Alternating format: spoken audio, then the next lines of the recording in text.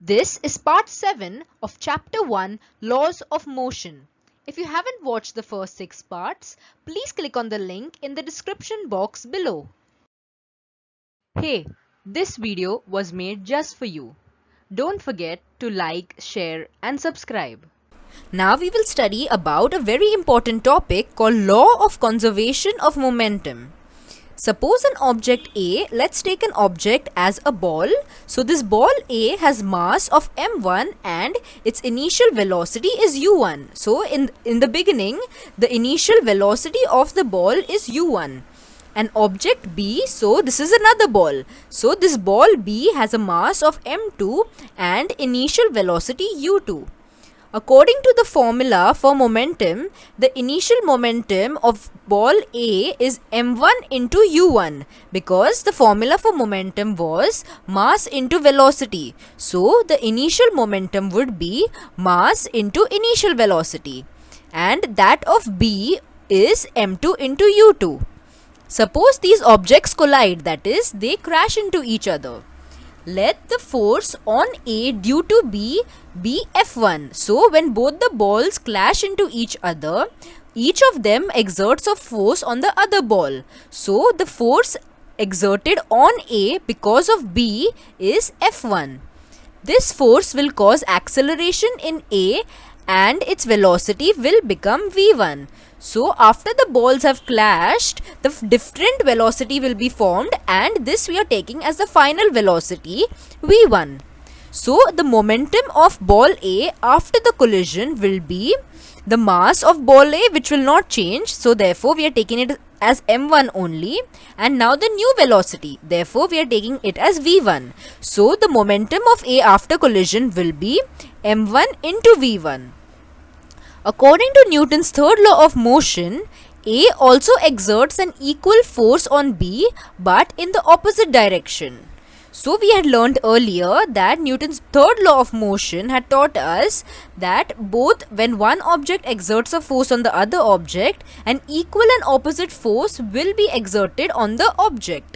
So because of this, ball A will also exert a force on B, and this will be same in magnitude but in the opposite direction.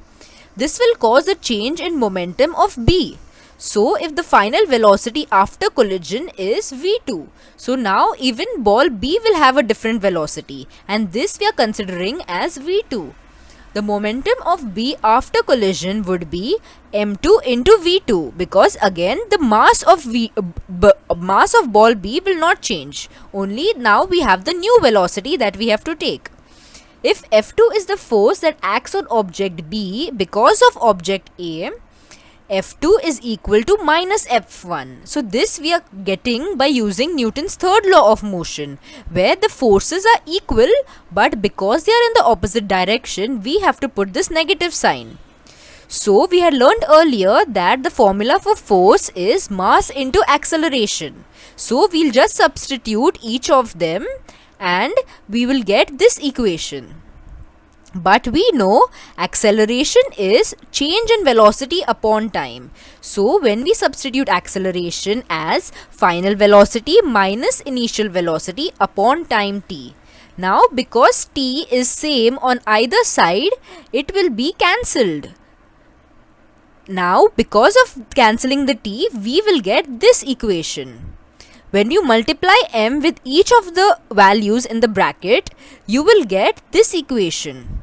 And now we will just rearrange the equation so that the v's come on one side and the u's come on one side. So we will get m2 into v2 plus m1 into v1 is equal to m1 into u1 plus m2 into u2. This tells us that the magnitude of total final momentum is equal to the magnitude of total initial momentum. So we have taken the final momentum of both the objects and the initial momentum of both the objects, and when you add these, you will find that both are equal to each other. So that is how we came to know that the value of the final momentum would be equal to the value of the total initial momentum. Thus, if no external force is acting on two objects, then their total initial momentum is equal to their total final momentum. This statement is true for any number of objects. So if we do not put any external force, so we had just let the balls collide with each other without exerting any external force. And therefore, since no energy was transferred or added, their momentum, what was there previous before the collision, would be same as their magnitude of momentum after the collision. So we finally get that when no external force acts on two interacting objects, their total momentum remains constant. Constant is that it will be same no matter what. It does not change. This is corollary to Newton's third law of motion. So we derived this equation by using Newton's third law of motion that told us that when a force acts on one object, an equal and opposite force is exerted on that object. The momentum is unchanged after the collision. The momentum gets redistributed between the colliding objects. So, because the velocity changed, that is why the momentum was redistributed, so that it remained equal before the collision and after the collision. The momentum of one of the objects decreases while that of the other object increases. Thus, we can also state this corollary as follows. So because the balls collided into each other, the one with initially who had more velocity later would have a lesser velocity because that velocity was transferred to the other object.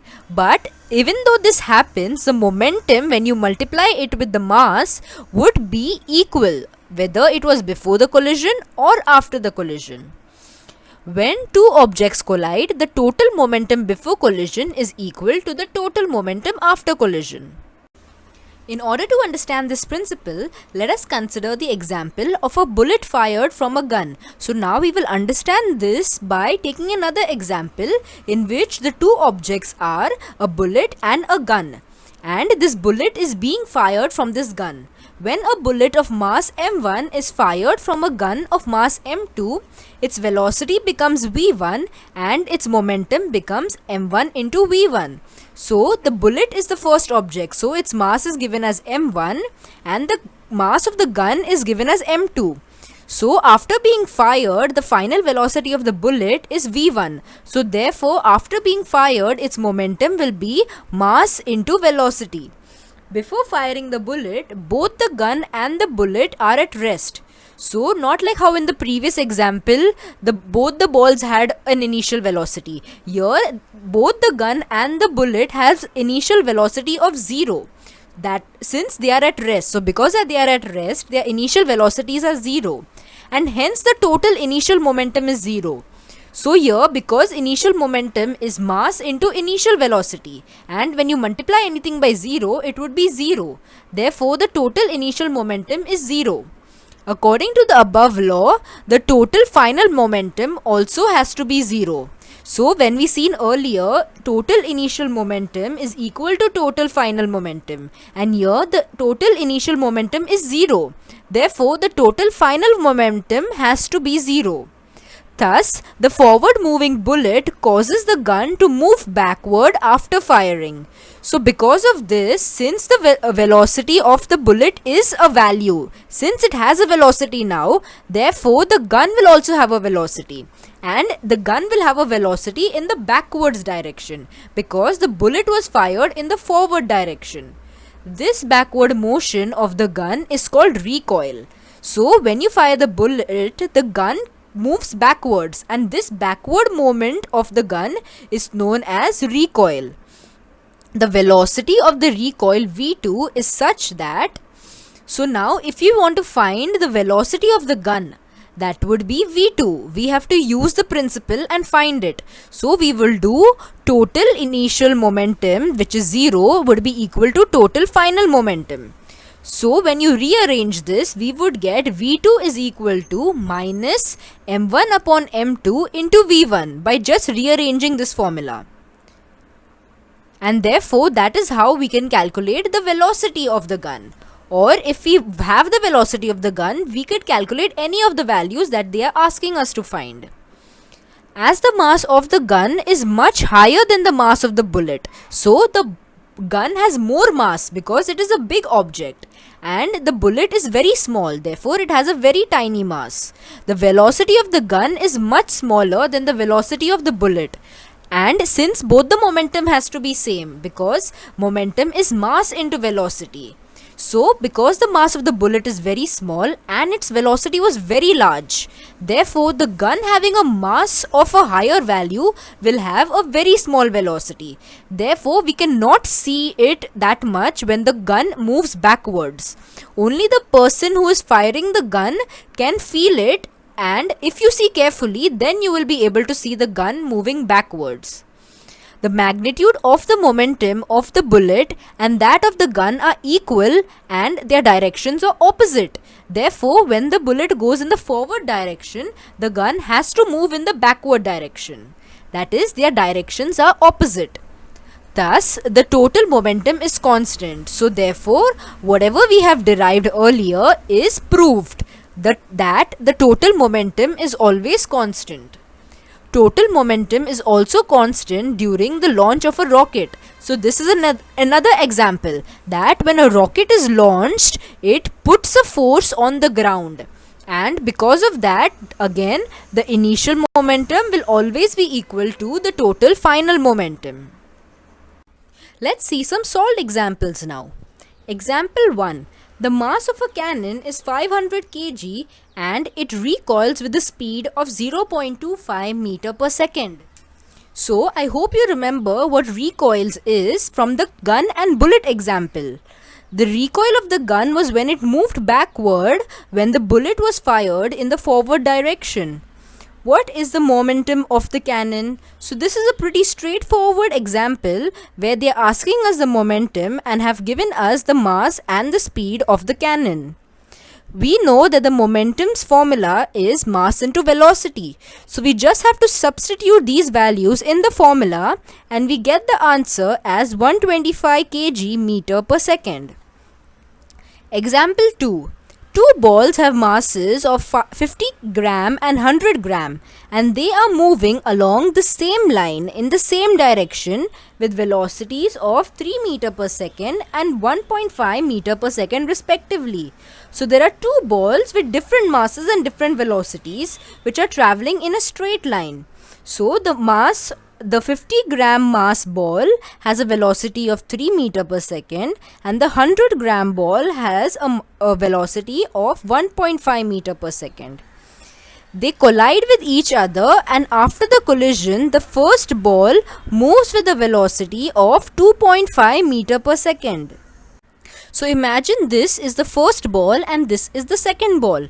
The first ball is 50 grams and the second ball is 100 grams and they are both traveling along a straight line one behind the other. So because this first ball is faster, having 3 meter per second speed, it collides with this second ball and after the collision its velocity decreases. It now becomes 2.5 meter per second and they are asking to calculate the velocity of the second ball after collision. So let's put down whatever is given to us in the example and then get the answer. The mass of the first ball M1 is 50 grams which is 0.05 kg. So if we want it in SI system, we have to convert all the values into SI units. So grams should be converted to kgs. Therefore, we have converted 50 grams into 0.05 kg. Mass of the second ball M2 is 100 grams, that is 0.1 kg. Initial velocity of first ball, which is U1, is 3 meter per second. And initial velocity of second ball, which is U2, is 1.5 meter per second. Final velocity of the first ball V1 is 2.5 meter per second, which is given to us. And we have to find the final velocity of the second ball, which is V2. According to the law of conservation of momentum, total initial momentum is equal to total final momentum. So this we had derived from Newton's third law of motion. So we'll use the formula m1u1 plus m2u2 is equal to m1v1 plus m2v2. And once we substitute everything, the only thing we don't know is v2. So we have to find v2 in this equation. Once you rearrange everything, you would get 0.1 v2 is equal to 0.3 minus 0.125. And once 0.1 is brought in the denominator, we will get the final answer for v2, which is 1.75 meter per second. So if you see carefully, the second ball had increased its speed and the first ball's speed decreased. That is showing us that initial momentum is equal to final momentum. This ball transferred some of its energy to this ball when it collided. For the answers to this exercise and other free worksheets, please go to jkacademypro.com.